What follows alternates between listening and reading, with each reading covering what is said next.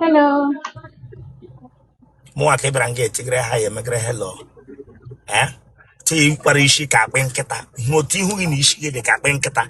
This thing where they come from keta body. You see how you resemble that thing where they eating keta, where they suck blood from keta body. Ibrange tigre ha in hello. Hello.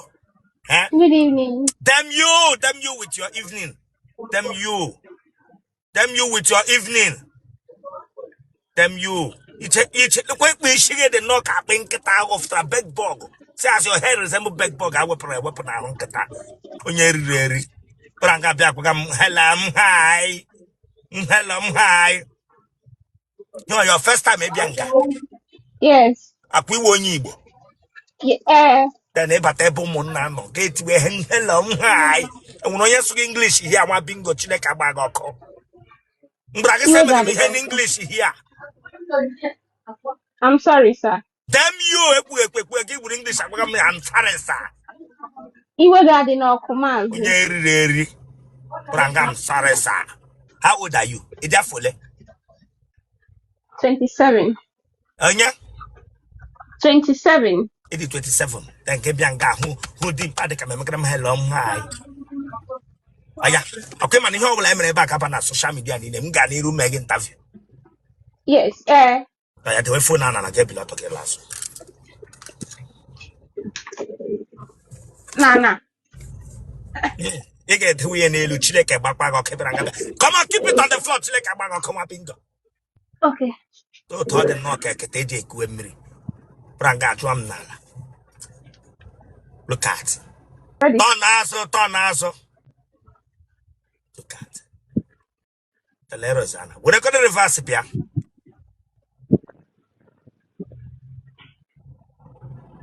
Heke you could a group, partner name.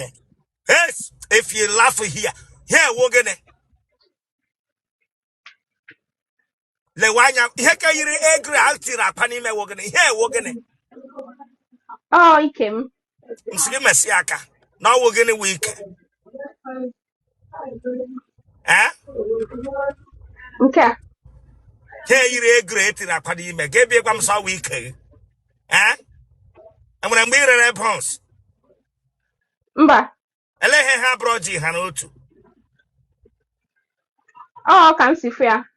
If I any many. Mba. Oh, not called it. Kebra bad there and knock our wife, Android TV. Whatever phone, okay? Okay. The one you bet. Anambra. A ben Anambra. Ufuma. A ben Ufuma. Umwech. A ben Umwich. Umodibe. Crown. If you laugh, it's church, it yeah. Listen, it's church now, It's church now, my boy, give him in again, literally. Okay, I can get that. What I like this cab, I go to for here. Asking you what for there after. Okay, Bejeli. Ah, okay, give him a before. Oh, can see now, Barry. Oh my Okay, go goodness. to the shake, go to the shake. Life no balance. So I can't. Okay. Okay, K in a bar, K can read this bar. But I can understand. Give me a quick note in the rock slippers now. And where Bray? How was I? Heat be too much. Heat. But what was I? Yes, a pumenala. Heat is a bure. Heat is a bumere. You say that for 27. 37. Heat is a 27. pumara. Heat is a pumara. Kwe heat again, them matter down what I saga. Kwe heat, a chill your will and what I saga. I'm not to you. Heat me head is a motor. 137 near baby. Okay, waiting in part church now. I can't get baby, guess what?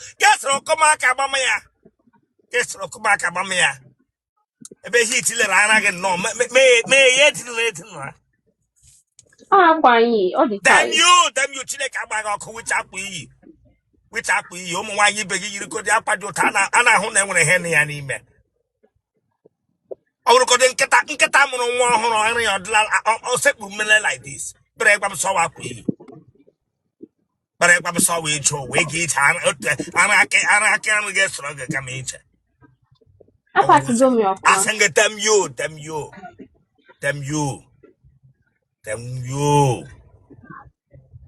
Look at. And I was on knock a dashboard motor actually rare.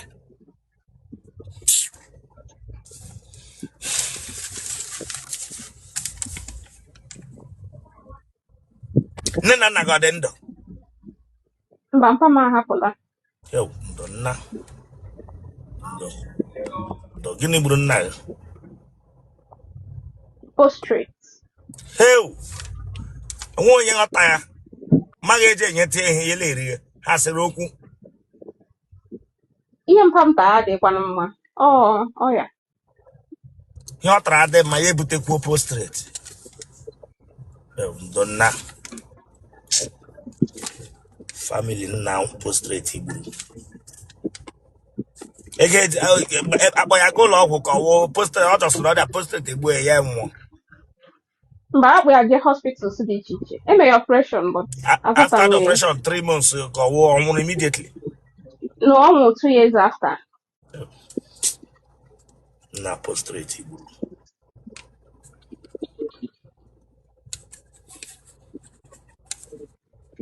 Magalo aridi. Yes. Take this man. I'm droge ajuju. Ajulam ke Oh, I'm not part of your family. Pageng mo okay, sir. magagalo aridi. Pagalo manyola.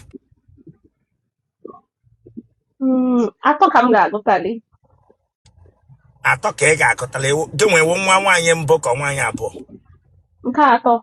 Okay, maga wo third wife. Okay. Nwa agbọghọbịa. Me I was side checking. Side checking apụrụ ụgwọ isi. Anụkwa ya anụ. Damn you, side checking ka ọ first wife no ga ahụ ọmụrụ anwụ. Chineke agbaga ọkụ damn you. Second wife ọmụrụ anwụ. Maga here maga wo side checking agara ga agbapụrụ ụgwọ isi agabịa gwa m se alọ ya alọ. Damn you. Gwa nne gị dam so side checking alụrụ alọ. Pranga bepum salary allo. Side chicken in there. Maga mori mo le. Sọsọ m. So Unfortunately. only begotten daughter. That means nwoke apostate iburu. I ha atatara na no tele. I ha atatara ochi amu nga. I think so. Ese omu akibra nga magara you think so. Ama kiti for na agbago oka. Ama kiti for na bia nga bia mege ma think so. Iwe ga-adị n'ọkụ. O think ha no ka wipe moto dog. Bia nga bia were for na agbaga moka. Ọ ka akwụkwọ mbụ. Them you which your kakwukwo get pega nga to ano. Onye riri. Them you. Let him make a nweji through IVF mota. But I'm so kakwukwo. Okay, kagalaga. Mba. Epela nwoke sweet mbo. Epela nwoke sweet mbo kese mba. Let him in the Mba bimba. maazị. Eh? Let him in the bimba gara ge sepurala. Ge se people nwoke sweet mbo. Kene ta akwa ngara. Ọ akwanye. Which Ama up nkwụ ọtọ. them you which up pot on get been gwam so heat me no ji sepro. Yes some up pot. No ti hu get the no here. No ti hu get the knock I hand the room gwara ndị apostles. Branga be gwam sana ya pot. With a gang close to screen. With a gang close to screen. Oh yeah, me pese. And I which an apple. Kebish now watch him. Lagos. Get a canal. Ana m akwa akwa. I'll go Enwere on shop. again. It is 27 years. Went a shop with your town. Now, when fashion design. Alone, you progo go me peregia. Get a can and take home a paper. Ekenye m obere ego na nna m ere. Now, gonna. Ela na nna m recently. So, ekenye m obere ego na as ada. Okay, give me take whatever my investment equal with the shop. I got on when I come away on my data. Myself on when. Ara ya adakwan. Ka nkọ ya n'isi m. Maya got hot I guess I got with I got put before. So Onwe m. when one boy go, you would I got me where so we from so a week. But each I got more equal came we pay your own shop. That is a good one. And I need him not gonna. Huh? Yes, sir. Yes, sir. Yes. Madam letra la de.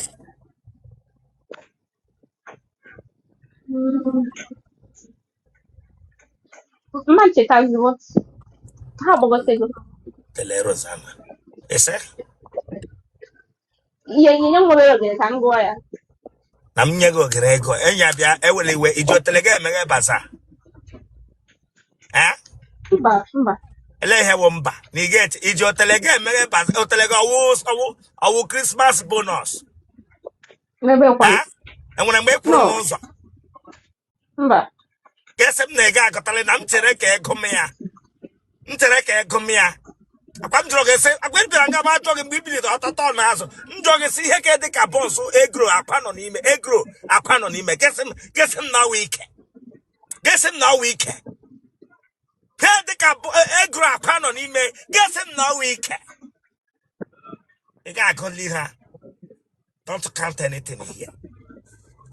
Okay. Nwa agbọghọbịa. Egbe na-evu amụ. Na-amaghị mmadụ letra ala ya. Ije aṅụ amụ.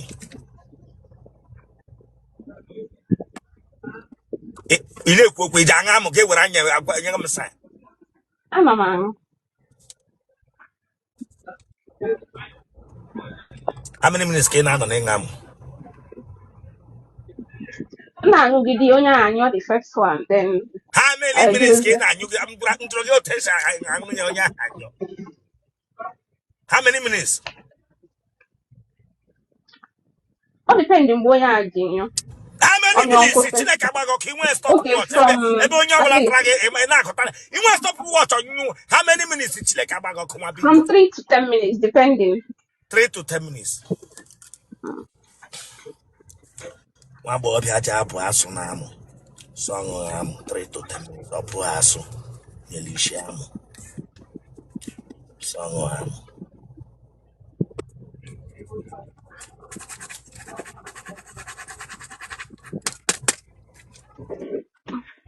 Ị ga-enyi ije eti mkpu.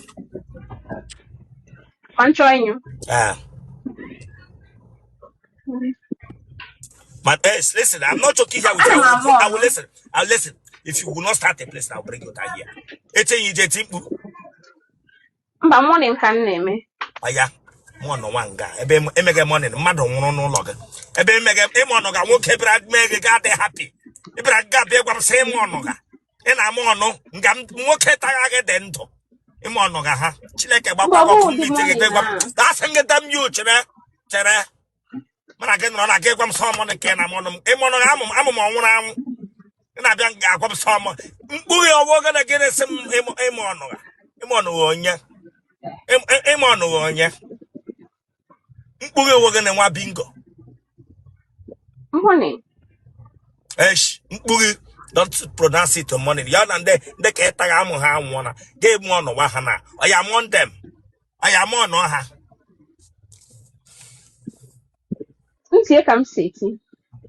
Don't play with me here. I'm not joking. I'll bring you down. Chere mkpu ahụ na-eti ma gị taga.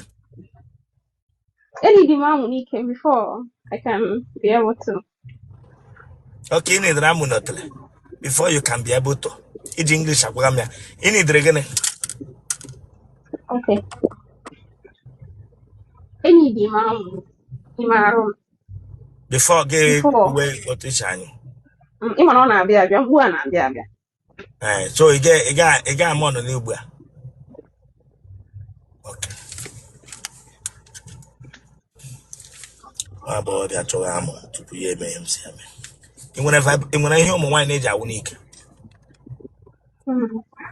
Imele wine and wine. Ofu bere ka me ya when no school. Email Ubeli wine hefo. and wine. But listen, I'm not joking. If you're the email, tell Nearly. me you are into it. If you're not into it, tell No, me you're not. nearly. Opachuzum. Nearly. Email and bonne. Pasha. Okay, Email and bo. mba. Yeah, social media. Email, I give one email. I won't like I sorry, bia. Don't come here to make me angry. He was at the law.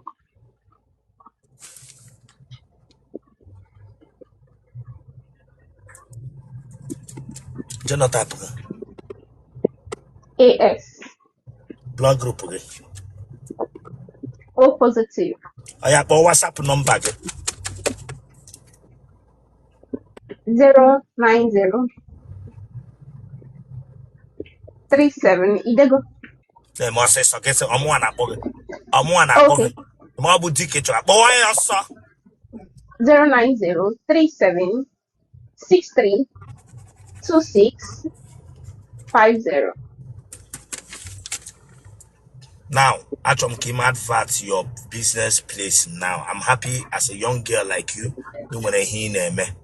Is a kudos. The only way I can support you now is to let you do your advert on your business. Congratulations.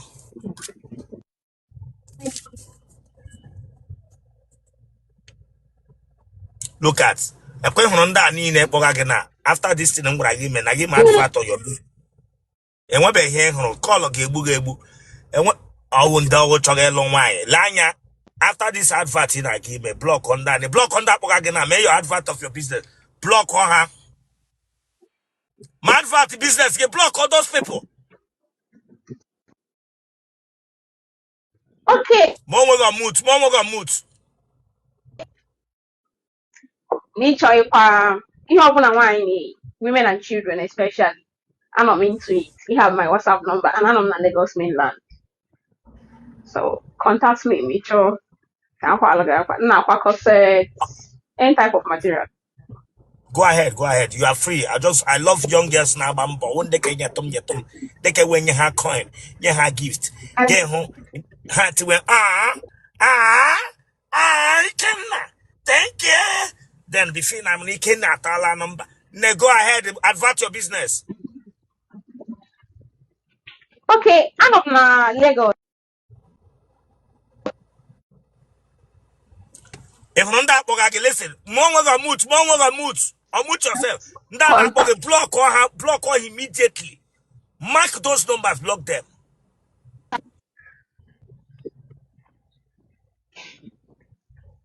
I didn't mean call Kali.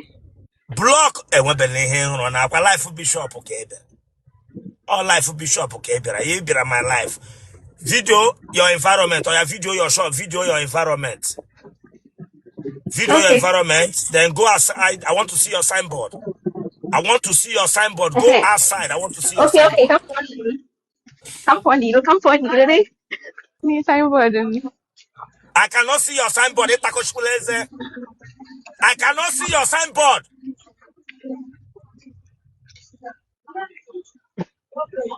I cannot see it. Go closer.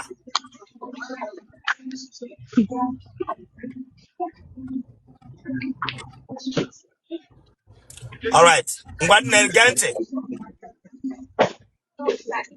All those discourse from those men, block all of them that called you as you are on my life here. Are you hearing me? After he had blocked all those particular ones, they are very stupid men that don't have regard for me. Block them. Congratulations to you. Have it in mind. Here, I go online. So congrats.